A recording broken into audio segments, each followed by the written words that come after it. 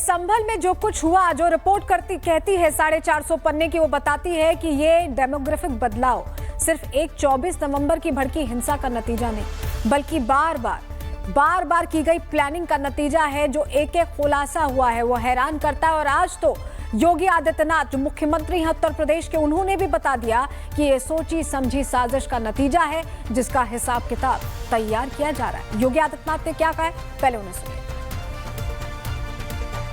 संभल में 24 में वहां पर जिस प्रकार का दंगा करने की एक साजिश हुई थी, उस दंगों की साजिश का कल जो कमीशन, न्यायिक कमीशन बना था, न्यायिक कमीशन ने अपनी रिपोर्ट दी है और न्यायिक कमीशन की उस रिपोर्ट के कुछ अंश सामने आए हैं।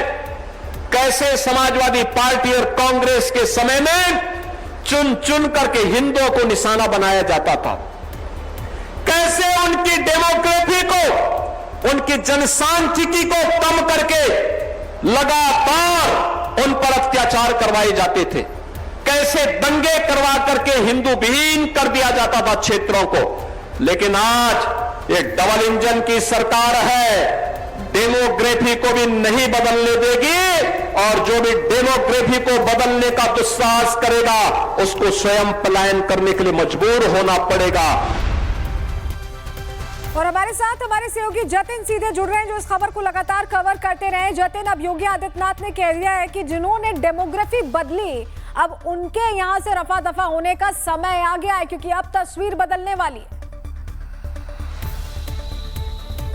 बिल्कुल, देखिए, और ये योगी आदित्यनाथ न्यायिक आयोग ने जो रिपोर्ट दी उसके बिना पर कह रहे हैं, और डाटा है इसको लेकर 24 नवंबर से पहले यानी कि आजादी के बाद और 24 नवंबर तक संभल में कुल 15 दंगे हुए। 24 नवंबर को जोड़ ले तो उसको मिलाकर कुल 16 दंगे हुए। इन 16 दंगों में अभी तक 208 जो हिंदू है वो मारे गए, और यही सबसे बड़ा कारण है कि 47 तक जो हिंदुओं की आबादी 45% थी, वो 2025 पहुंचते महज 15% तक ही रह गई है। सबसे बड़ा कारण इसमें दो ही है, एक ये कि लोगों में डर का माहौल, और दूसरा जो दंगे होते हैं उसमें चुन चुनकर हिंदुओं को टारगेट किया जाता है। और यही सबसे बड़ा कारण है कि हिंदुओं की आबादी संभल के अंदर बेहद कम होती हुई नजर आई। और संभल वो जगह जिसका हमारे इतिहास में, हमारे पुराणों में जिक्र है कि संभल में विष्णु के 10वें अवतार को आना है, और उसको लेकर, कल की भगवान को लेकर तमाम जो धाम है वो यहाँ पर तैयार किया जा रहा है। लेकिन सबसे बड़ी बात, जो डेमोग्राफी चेंज हुआ उसको लेकर प्रशासन बहुत अलर्ट मोड पर है। जो हिंसा हो रही है उसको लेकर कार्रवाई की जा रही है। योगी आदित्यनाथ का बहुत क्लियर मैसेज है कि इससे पहले की जो सरकारें रही, क्योंकि समाजवादी पार्टी ने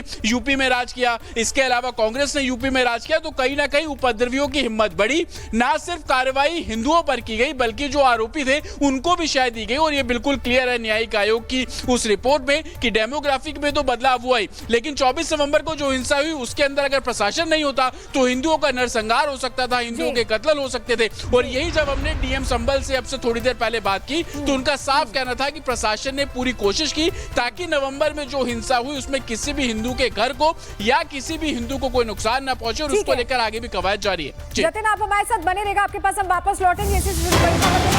बता दें, संभल हिंसा पर न्यायिक आयोग की रिपोर्ट लीक हुई है और संभल हिंसा पर न्यायिक रिपोर्ट में बड़े खुलासे हैं। आतंकियों की लिस्ट का संभल कनेक्शन अब सामने आ गया है। यूएस की टॉप 10 लिस्ट में संभल का आसिम उमर बताया जा रहा है, उसका नाम बताया जा रहा है। संभल से भारतीय उपमहाद्वीप का यह अलकायदा चीफ है, और अब तक संभल से निकले 6 आतंकियों की पहचान हो चुकी है, और बाकायदा आईएसआई से भी संभल के आतंकियों का कनेक्शन निकला है। और हमारे साथ हमारे सहयोगी जतिन लगातार जुड़े हुए। जतिन, ये खुलासे तो हैरान कर रहे हैं, आतंकी कनेक्शन संभल में पनप रहा था, बढ़ रहा था। बिल्कुल, देखिए, और यही कारण है कि न्यायिक आयोग ने इसका भी जिक्र अपनी रिपोर्ट में किया, और वो रिपोर्ट इस समय यूपी सीएम के पास है, जिसमें ये साफ तौर पर लिखा गया कि संभल को एक तरीके से आतंकिस्तान के तौर पर तैयार किया जा रहा था। रिपोर्ट में गजवाए हिंद का भी जिक्र किया गया कि संभल में एक समुदाय अपना वर्चस्व कायम करना चाहता है, और यही कारण है कि हिंदुओं की संख्या बहुत तेजी से घटती हुई चली गई और वो 15% तक पहुंच गई है। आपको याद होगा अफगानिस्तान में यूएस ने जब एयर स्ट्राइक किया गया था और अलकायदा के जिस आतंकी कमांडर को मारा गया था वो संभल का ही रहने वाला था। और संभल में कितने आतंकी, चाहे वो आईएसआईएस के हो, अलकायदा के हो, जैश के हो, उनका कोई ना कोई सरकरा का जो कनेक्शन है वो कहीं ना कहीं संभल से निकलता हुआ नजर आ रहा है। और 24 नवंबर को जो हिंसा हुई उसके भी विदेशी तार के सबूत प्रशासन के पास है। चार्जशीट जो दायर की गई थी उसमें भी साफ तौर पर बताया गया था कि कैसे संभल के अंदर जो एक तरीके से आतंकी है वो पनप रहे हैं, आईएसआई के मंसूबों को आगे फॉलो किया जाता है, फंडिंग को लेकर सवाल खड़े हुए थे और जिन गोलियों का इस्तेमाल किया गया वो भी विदेश की ही थी। तो कहीं ना कहीं विदेश में बैठे जो आतंकी है वो किस तरीके से संभल की धरती का और यहाँ के लोगों का इस्तेमाल कर रहे हैं, और यही सबसे बड़ा कारण है, चाहे वो आतंकिस्तान को लेकर हो या गजबाए हिंद को लेकर हो। प्रशासन सवाल है जिसकी तह तक अब जाने की कोशिश होगी। बहुत शुक्रिया जतिन जुड़ने के लिए और जानकारियां देने के लिए। तो संभल की हिंसा कोई अचानक भड़की चिंगारी नहीं बल्कि डेमोग्राफिक बदलाव की सुनियोजित साजिश का हिस्सा है। और अब 450 पन्नों की रिपोर्ट इस साजिश के हर पन्ने को खोलती, कब दंगे हुए, कैसे भड़काए गए, किस तरह एक एक परिवार को डरा कर भगाया गया है, बता रही है। ये रिपोर्ट सिर्फ एक शहर का सच नहीं बताती बल्कि ये चेतावनी है कि अगर साजिश को रोका नहीं गया तो नक्शे पर और न जाने कितने संभल खड़े हो जाएंगे।